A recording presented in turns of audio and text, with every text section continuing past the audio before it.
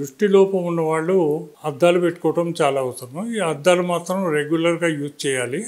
చాలామంది ఏంటంటే దృష్టి లోపం ఉన్నవాళ్ళు అద్దాలు పెట్టుకోకుండా తిరుగుతూ ఉంటారు.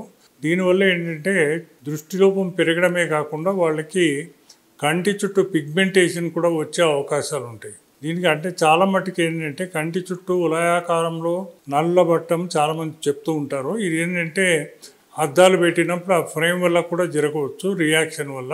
కానీ చాలామందికి ఏంటంటే చర్మము జబ్బులు వస్తూ ఉంటాయి. అట్లాంటి వాటిల్లో కూడా వీళ్ళకి వలయాకారంలో నల్లగా ఉంటుంది. అంటే దృష్టి లోపాలకి నుంచే వచ్చిందని కాదు, వీరికి అంటే వేరే చర్మ వ్యాధులు కూడా ఉండవచ్చు. కొందరికి మాత్రం కంట్లో బ్లెఫరైటిస్ అనే కన్నురెప్పలకి ఇన్ఫెక్షన్స్ వస్తుంటాయి.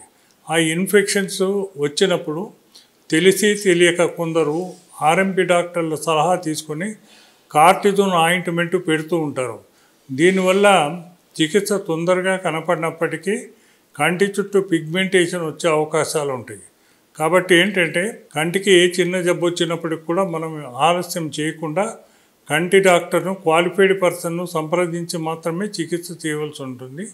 ఈ వలయాకారం మనం ట్రీట్మెంట్ ఇచ్చినప్పుడు కూడా తగ్గకపోతే వాళ్ళు చర్మ వ్యాధుల డాక్టర్ను సంప్రదించి దాన్ని చికిత్స చేయవలసి ఉంటుంది. ఎక్కువ కాలం ఒకే రకం అద్దాలు వాడటం వల్ల కూడా ఈ వలయాకారంలో నలుపు వచ్చే అవకాశాలు ఉంటాయి. కానీ చాలా మటుకు కేసెస్లో వాళ్ళకి చర్మంకు సంబంధించిన జబ్బులు కాబట్టి వాళ్ళు చర్మ డాక్టర్ని వాళ్ళు సంప్రదించడానికి మంచిగా ఉంటుంది.